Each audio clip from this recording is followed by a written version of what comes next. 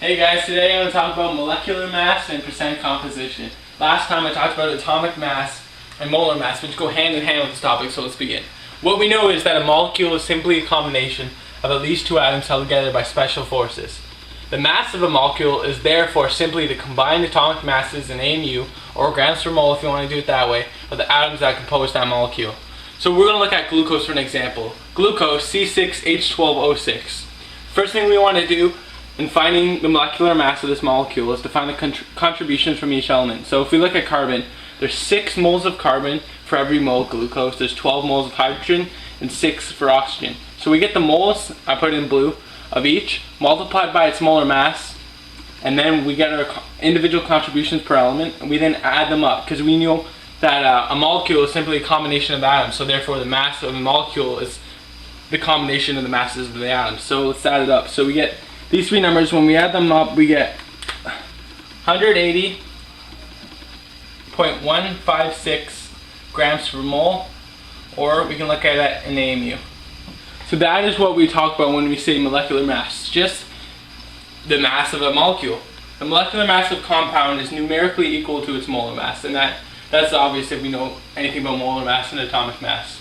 So let's look at another example, urea. NH2,2CO. So I put a star here to remind myself to tell you that this subscript will multiply these subscripts if you know anything about chemical formulas. So that's what we have to take into account for while calculating the molecular mass of urea. So if we look at nitrogen, we have 2 times N times its molar mass. And hydrogen, we get 2 times 2H. So we just calculate it the exact same way. I'll do that now.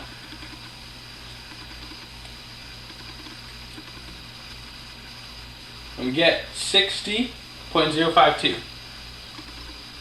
give or take. So that's how another example of calculating molar mass. So if we know the molecular / molar mass of a compound and the compound's identity, we can then calculate the number of moles and the number of entities of both molecules and composite atoms in a given mass of a compound. So let's look at this. How many oxygen atoms are there in 12 grams of glucose? So first of all, let's look at glucose. Here's the formula for glucose. We know that there's going to be 6 moles of oxygen for every mole of glucose. So let's start off with 12 grams though. 12 grams, we're going to convert it to moles of glucose. We just calculated the molar mass of glucose. So that's going to be 180.156 grams per mole of glucose. Now we're in moles of glucose. We are then going to convert moles of glucose to moles of oxygen. So we're going to go, glucose cancels, leaving us with moles of oxygen, which we're then going to convert to atoms of oxygen.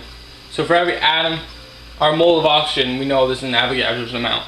So let's just calculate it through. 12 times 1 over 180.156 times 6 times 6.022 exponent 23. And we get 2.41 times 10 to the 23. So that's how many oxygen atoms there are in 12 grams of glucose. So that's one of the implications of knowing stuff about molecular mass. Another reminder, for ionic compounds like sodium chloride that do not consist of discrete molecular units, we call it a formula mass. It's not different at all, because this is what an ionic thing looks like. One unit, as it does not exist in nature, could be thought of as a single Lego block. But when we look at the lattice, we see a full structure of Lego blocks. So one physical unit would just be one chunk. But what's the difference between molecules? It's just a big block too, but it's all broken into pieces. So it's not going to change how we calculate the molecular mass. It's just not called molecular mass because it's not a molecule, it's a lattice. So let's move on to percent composition. The chemical formula of a compound tells us the number of atoms of each element in a unit of compound, whether it's a molecular or an ionic formula. From the formula, we can then calculate the percent composition of the compound, or what percent of the total mass of the compound that is contributed by each element. That's what percent composition is. So the percent composition is defined as a percent by mass of each element in a compound. It is determined by dividing the contributed mass of each element in 1 mole of a compound by the molar mass of the compound and multiplying by 100%. This is what it looks like in formula. So you just N is the number of moles of element in every mole of compound. So N for glucose would be 6. 6 are for carbon in glucose would be 6, because there's 6 moles of carbon for every mole of glucose. So let's do an example. So we have phosphoric acid. So first we want to find the molar mass of the compound, because that's what our denominator is going to be in all our calculations. But I want to keep all my values to make it faster. So we just do the same thing we did before for molecular mass.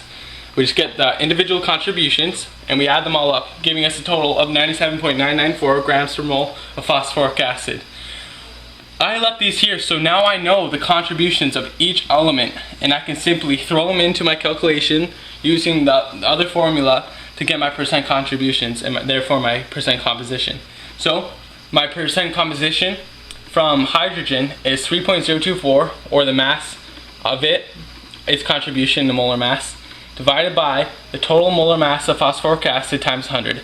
And I just do that for all of the different elements in the compound, and I get my percent composition.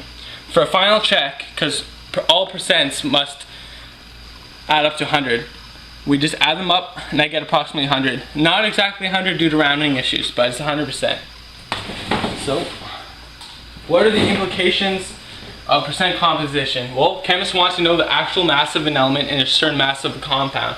So, in the mining industry, knowing the percent composition of ore to see if it is worth mining. So say you're digging an ore, but the percent composition only allows for 0.001% gold. It's not going to be economical to mine it. So from the percent composition of compound, we can also determine the empirical formula of compound, which is defined as the formula of a compound that shows all the elements present represented in the simplest whole number ratio. In the next video, I'll show how to do this, and with additional information, how we can determine the molecular formula. Thank you. Stay tuned.